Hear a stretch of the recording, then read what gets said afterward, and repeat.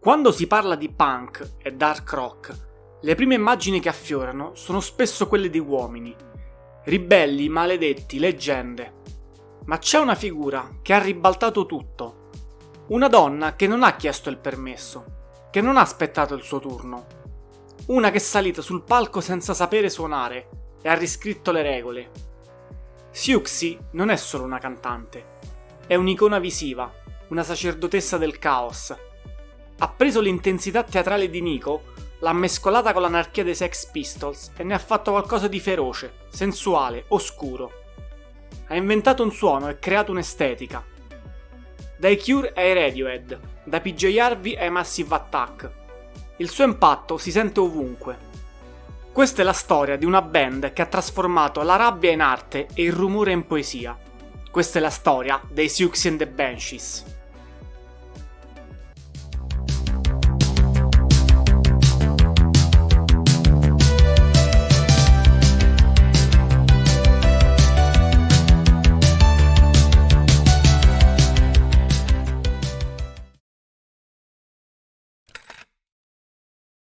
Benvenuti a Ombre Sonore. La storia di oggi parte nei sobborghi di Londra, dove cresce Susan Janet Bellion, in arte Siouxsie Sioux. Nata il 27 maggio 1957, da madre scozzese e padre francese, Siouxsie trascorre un'infanzia segnata da un ambiente familiare complesso. Il padre, un alcolizzato malato di cuore, morì quando lei era ancora adolescente. Questo contesto difficile contribuisce a plasmare fin da subito la sua sensibilità artistica. Ribelle e individualista. Appassionata d'arte e musica fin da giovanissimo, sviluppa un'estetica personale influenzata da figure come David Bowie, Roxy Music e il cinema espressionista, oltre che da glam e dalle suggestioni gotiche. È nella Londra della metà degli anni 70 che Siouxsie comincia a muovere i suoi primi passi, in quella scena che presto prenderà il nome di punk. Giovane e inquieta, attratta dalle nuove sonorità e dai nuovi codici culturali, si avvicina al gruppo di personaggi noti come Bromley Contingent, un collettivo di fan eccentrici e stilosi che ruotavano intorno ai Sex Pistols. Non suonava ancora, ma già si notava. Vestiva in modo estremo, aveva un atteggiamento provocatorio e uno sguardo che sfidava. Era evidente che non si trattava solo di moda. Siouxsie portava con sé un'urgenza espressiva, un'identità ancora in formazione ma già potentemente carismatica. Il momento decisivo arriva nel 1976, quando lei e alcuni amici decidono di sedere sul palco durante il famoso 100 Club Punk Festival. Non hanno strumenti, non sanno suonare, ma improvvisano una performance di 20 minuti su The Lord's Prayer. È puro caos, ma è anche l'atto di nascita dei Siouxsie and the Banshees. In quella formazione improvvisata c'è anche un giovane Sid Vicious alla batteria. Sì, quello dei Sex Pistols.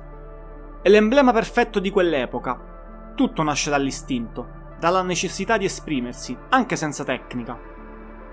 Dopo quella performance leggendaria, ci vogliono quasi 2 anni prima che Siouxsie formi una band stabile. La line-up definitiva si consolida nel 1977, con Steven Severin al basso, che è anche l'unico sopravvissuto di quella notte al 100 Club, John McKay alla chitarra e Kenny Morris alla batteria. Il loro sound è immediatamente riconoscibile, più dark e sperimentale del punk tradizionale, con la voce di Siouxsie che spazia dal sussurro inquietante all'urlo primordiale. Il primo singolo, Hong Kong Garden, esce nell'estate del 1978 e diventa subito un piccolo fenomeno. Il brano nasce dall'esperienza di Siouxsie in un ristorante cinese locale, dove aveva assistito a episodi di razzismo.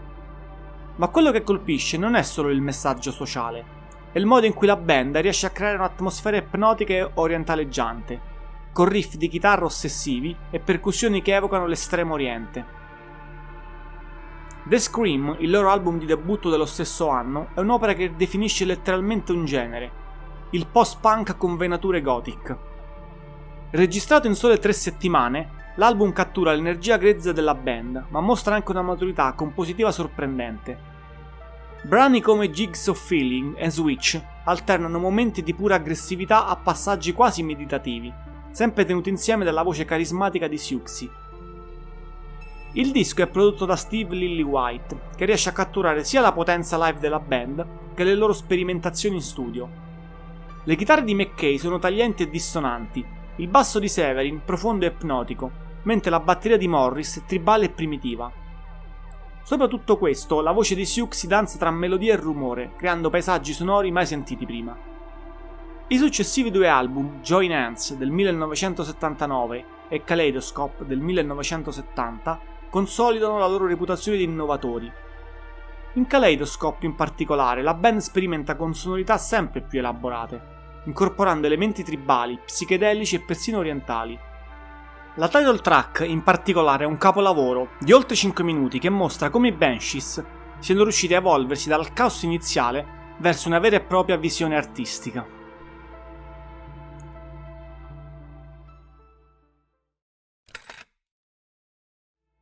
La storia dei Banshees è costellata di abbandoni e cambi di formazioni, che riflettono le tensioni creative e personali all'interno della band. Il primo grande scossone arriva già nel 1979, durante un tour in Belgio. John McKay e Kenny Morris, senza preavviso, spariscono letteralmente. Lasciano l'hotel e non si presentano al concerto. Siouxsie e Severin si ritrovano soli, costretti a cancellare il resto del tour. Questo episodio rivela una delle contraddizioni fondamentali della band.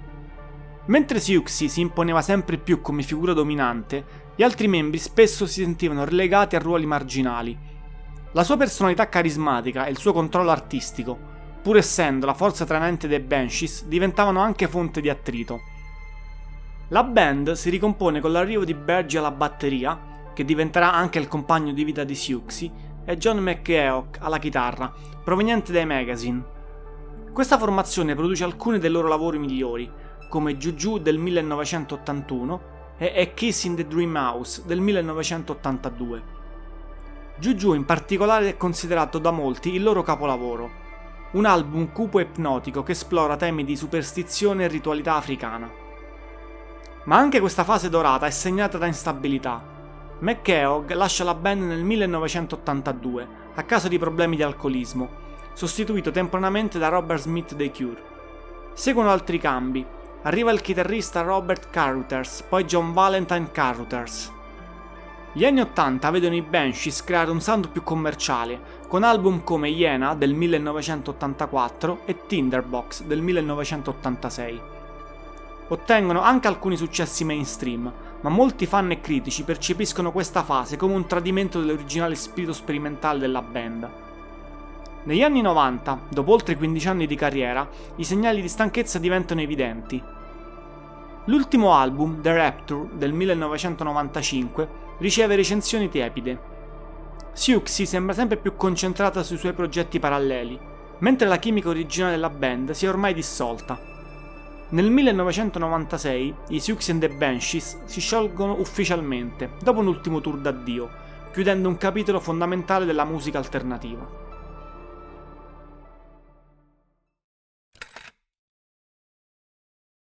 Siouxsie non ha mai aspettato lo scioglimento dei Banshees per esplorare nuovi territori musicali. Già nel 1981, parallelamente alla band principale, aveva formato i The Creatures insieme al batterista Bergie, che nel frattempo era diventato anche il suo compagno di vita. Questo duo rappresenta il lato più sperimentale e libero della sua creatività, un laboratorio dove può spingere le sue idee fino al limite. Il primo EP, Wild Things, del 1981, è una dichiarazione di intenti. 4 brani che mescolano ritmi tribali, percussioni ipnotiche e la voce dei Siouxsie, libera da ogni convenzione rock.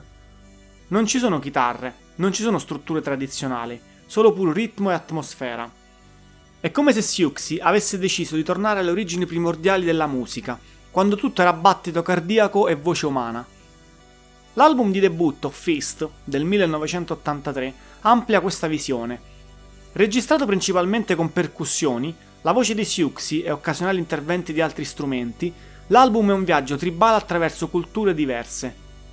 Brani come Morning Dawning e Dancing on Glass mostrano come la coppia riesca a creare paesaggi sonori immersivi, partendo da elementi minimi. Con Boomerang del 1989, i Creatures evolvono incorporando elementi di world music, elettronica e persino influenze dall'estremo oriente. L'album include collaborazioni con musicisti giapponesi e esplorazioni di strumenti tradizionali orientali. È il disco più ambizioso del progetto, quello che meglio rappresenta la visione cosmopolita di Siouxsie. Gli anni 90 vedono i Creatures esplorare sonorità ancora più eclettiche. Anima Animus del 1999 e Hai del 2003 mescolano electronic music, ambient e riferimenti culturali che spaziano dall'Africa all'Asia. Il progetto continua fino al 2005, dimostrando la longevità artistica di Siouxsie e la sua capacità di rimanere rilevante e innovativa attraverso i decenni, sempre un passo avanti rispetto alle mode del momento.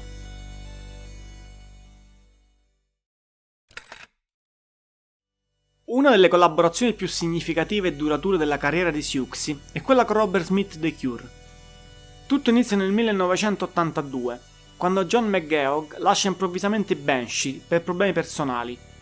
Siouxsie si trova in difficoltà, ha un tour già programmato e un album da completare. Robert Smith, già leader affermato dei Cure, accetta di aiutarla temporaneamente. Ma quello che doveva essere un semplice aiuto tra colleghi diventa qualcosa di più profondo. Smith porta nei Banshees la sua sensibilità melodica e la sua capacità di costruire atmosfere, mentre Siouxsie offre a lui la possibilità di esplorare territori più oscuri e sperimentali. Insieme completano l'album A Kiss in the Dream House, uno dei più apprezzati della discografia dei Banshees. La collaborazione si estende oltre la musica. Smith e Siouxsie condividono una visione artistica che va oltre il semplice rock. Entrambi sono interessati all'estetica, alla moda, al teatro. Insieme creano un ponte tra il dark punk dei Banshees e l'alternative rock dei Cure, influenzando un'intera generazione di musicisti. Ma l'eredità di Siouxsie va ben oltre questa collaborazione.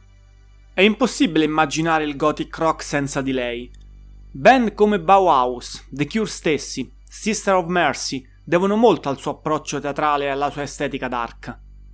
Ma la sua influenza si estende anche oltre il gothic. I Radiohead hanno citato i Banshees come influenza fondamentale per lo sviluppo del loro sound più sperimentale. PJ Harvey, Björk, Yeah Yeah Yes e molte altre artiste hanno dichiarato apertamente il loro debito verso Siouxsie. Lei ha dimostrato che una donna può essere leader, innovatrice e visionaria nella musica rock, aprendo la strada a generazioni di musiciste che non si sono accontentate di ruoli marginali. Anche visivamente l'impatto di Siouxsie è stato rivoluzionario. Il suo look, trucco drammatico, abiti fetish, atteggiamento provocatorio, è diventato il template per l'estetica goth e punk, che ancora oggi influenza moda e cultura pop. Da Lady Gaga a Marilyn Manson, tutti hanno preso qualcosa da questa ragazza di Bromley che ha trasformato il caos in arte. Ma forse la lezione più profonda di Siouxsie and the Banshees non sta nei riff di chitarra o nelle melodie oscure.